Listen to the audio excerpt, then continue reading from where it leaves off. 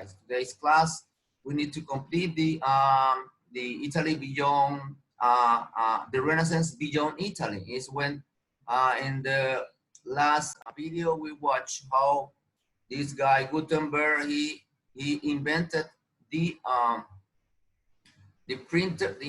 imprint, and then because of that there were a lot of knowledge or a lot of books were published, and they in that way there was available for a lot of people in order to try to expand the knowledge. So it was a very important invention in those years. Now let's move on. Remember, a lot of people during those years, they moved to Italy in order to attend to this university. Because of that, as people from France, from Germany, from Northern, from England, they went to Italy and then they went back to their countries. So in that way, they went back with that knowledge and with that way of thinking about the humanism. So that's why the Renaissance spanned in all Europe. Now, Northern Europe Renaissance. The main idea of the Northern Renaissance is differ from those from Italy, even though was the same knowledge, they tried to do it their own type of Renaissance, okay? And humanism spread. Scholars in Northern Europe became more interested in history. Northern scholar, however, focused not on Greece and Rome. Remember, Italian, they focused on Greece and Rome, but on the history of Christianity. The result was Christianity humanism. So they don't, remember in Italy, they focus on all the architecture and sculpture from Greek and Romans, but all over here, the European, they decide not to focus on that or focus on the Christianity, okay? Many Northern scholars felt that the church was corrupt and no longer true to the spirit of Jesus teaching anymore. They began to call for church reform. So they tried to reform the church, tried to change the things the way they were doing it during those days. Now, another scholar, a Dutch priest named Desiderius Erasmus was the most important of these scholars. Erasmus believed in the idea that human had free will, o sea, libertad, libre albedrío, como se dice. El libre albedrío, que cada uno hace lo que uno quiere. Nadie se lo restringe.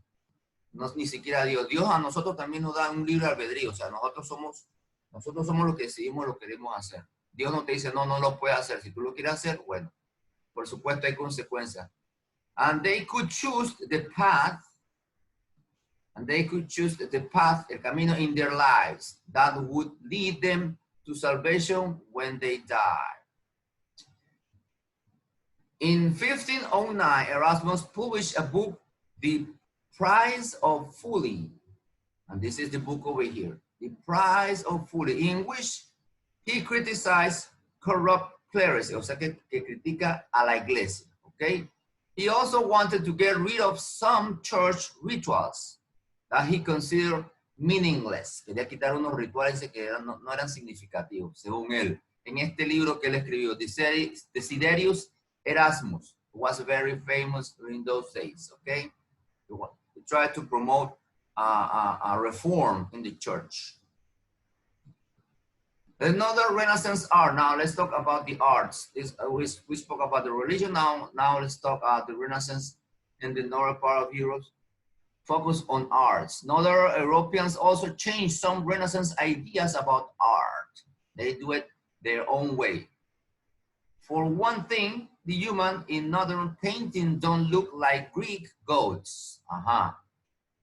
No parecían dioses griegos, así como el David que esculpió Miguel Ángel, sino instead they are realistic, son más realistas. No le ponían así todo tan definido como se veía. Realistic with physical flaws, o sea, con con flow son esto, ay, debilidades físicas, ¿ya?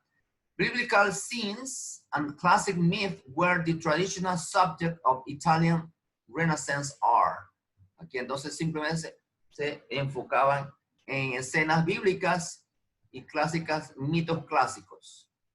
Tradicionales era el tema en el Renacimiento en cuanto al arte. In contrast, other artists painted scenes of daily life. Ajá, no, me equivoqué. Aquí el Renacimiento italiano, ellos hacían obras basadas en esto, pero los European North, they paint scenes of daily life, o sea, de la vida diaria. Esa era la diferencia entre ellos, los renacencias del arte de Italia, y los de acá del norte de Europa, ¿ok? For example, consider the painting of hunter returning home. Por ejemplo, dice que pintaban de repente un cazador regresando a casa. Y si nosotros vemos, nos vamos a aquella época, hay muchas pinturas basadas en ese tipo de cosas diarias, escenas diarias de la vida diaria. Albrecht Dürer was a famous northern artist from Germany. Like Italian artist, Dürer studied anatomy so he could paint people more realistically, like his fellow Northerns. Dürer showed objects in great details. Esta es una obra de él. Estas son obras de él. Creo que si no me equivoco, es la Apocalipsis. Déjeme ver para ver. Dürer created religious painting for churches. But he almost famous for his prints. Estos se llaman prints, así. Print is a work of art produced for an original. First, Dürer carved the image into a metal sheet and a wooden block. Estos son lo que le llaman ellos los prints. Son figuras, no sé, como religiosas. Aquí creo que este es el fin del mundo, no sé, algo así. ¿Ves? Y acá de un ángel, que creo que es el Armagedón, si no me equivoco. Vienen los ángeles. Okay, now let's move on, guys. Now, literature. Ajá, en esta parte de la literatura vamos a hablar sobre dos personas muy importantes en Europa. Que el primero que es Miguel de Cervantes Saavedra y el que sigue es el inglés William Shakespeare. William Shakespeare, okay? Writers in other countries besides Italy also included Renaissance ideas in their works. Many were inspired by how different life had become since the Middle Ages, cuando había cambiado la vida entre la Edad Media y la Edad actual. In Spain, Miguel de Cervantes wrote Don Quijote. Creo que ustedes ya lo estudiaron o lo vieron con la teacher, no me acuerdo con qué teacher de español. Ya, Don Quijote, una obra maestra, ¿ok? In this book, written in Spanish, escrito en español, Cervantes poke fun at romantic tales. Se burlaba de los cuentos románticos in the Middle Ages, en la Edad Media. His main character is an old man who decided to become a knight. Un viejo, el viejo que está aquí, que se quería convertir en un caballero, por eso es que le anda con Sancho Panza. Con Sancho Panza era el que siempre andaba con él, el compañero de él. A decision that Cervantes mocks. Y Cervantes mocks es burlarse, que se burlaba de eso. Now let's move on. Readers around the world consider, let me see. Let's talk about William Shakespeare, guys, now. Remember, William Shakespeare was from England. He's like the father of English. El padre del inglés. Okay, el inglés, the idiom. Readers around the world consider William Shakespeare the greatest writer in the English language. El máximo exponente de la escritura de los escritores ingleses.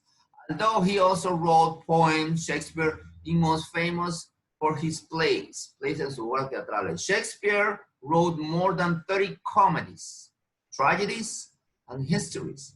London audience of the latest 1500s and early 1600s packed the theater to see them. Aquí tenemos toda la obra de él: Macbeth, Romeo and Juliet, Otelo, Macbeth, Hamlet. Esos son los más conocidos. ¿Ya? Okay, now, what I want to do right now, I want to play 3 videos. The first one talks about, let me see, talks about, one of those talks about William Shakespeare, the other one talks about the Mr. Miguel de Cervantes Saavedra, and the first one talks about the series Erasmus. Remember the series Erasmus that I was talking about religion, that he wanted to make a reform in the church? Okay, now let's see and go deeper into his life. This is a short biography of his, okay? Desiderius Erasmus. He was a theologian. He was born in Rotterdam or Gouda, Burgundy, Netherlands in the Holy Roman Empire on 28 October 1466. His father's name was Roger Gerard, and mother's name was Margaretha Rogerius. His father was a priest. His parents were not legally married. He attended school at the age of 4. By 9 was enrolled in the most prestigious Latin grammar school. His academic career was abruptly cut short after a plague epidemic killed both his parents in 1483. Following their death, he was put under the care of his guardians, who were adamant about him becoming a monk. Impoverished state of being forced him to take up a monastery life in 1492. He became a canon regular at the canonry of Stein. By the age of 25, was ordained as the Catholic priest. He appointed as the secretary to Henry of Bergen in 1493. Bishop Henry was so impressed by his Latin skills that he rewarded Erasmus by sending him to Paris to study classical literature. In 1495, Erasmus traveled to Paris, where he was first introduced to Renaissance humanism. He studied in the Collège de Montaigu, a center of reforming zeal, at the University of Paris. In Paris, Erasmus engaged much of his time writing poetry, experimenting with educational writing, and moving in scholastic circles. One of his pupils, William Blount, arranged a stipend for Erasmus, which allowed him to correspond with some of the most brilliant thinkers of Europe during his travels from city to city. In 1499, Blount offered Erasmus to travel to England. In England, he befriended the most skilled and proficient leaders who had a compelling influence on him. He developed an interest in religious studies and soon turned to Greek language as the key for his research. In 1503, he came up with his handbook, Enchiridion Militis Christiani.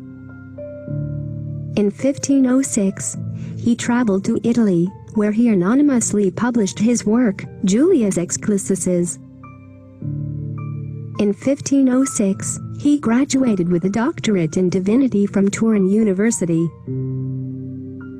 Temporarily, he worked as a proofreader for Aldus Manutius's publishing house in Venice. Erasmus first discovered Lorenzo Valla's New Testament notes in 1506. In 1509, he penned Morii Encomium, the Praise of Folly.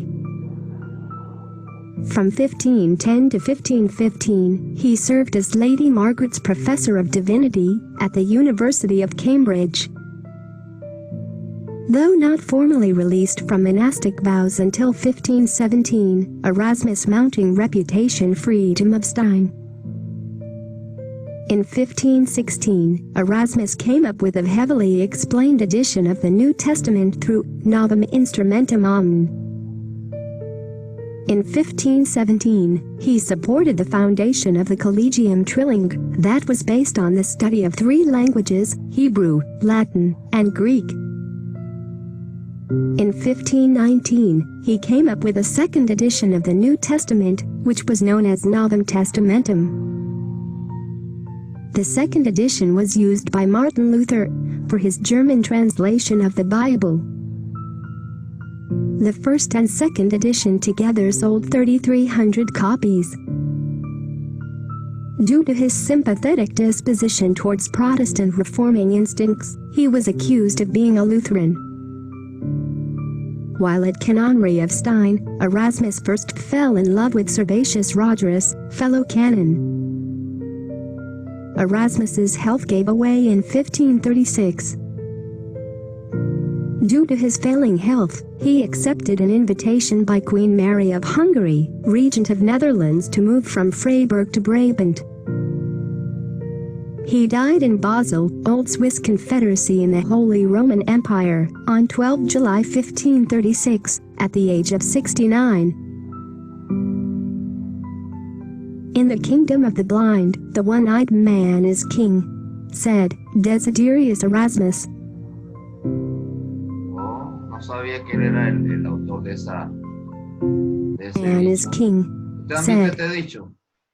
Dice, en el reino del ciego, el tuerto es el rey. No sé si ustedes habrán escuchado ese dicho, pero es de Desiderius Erasmus.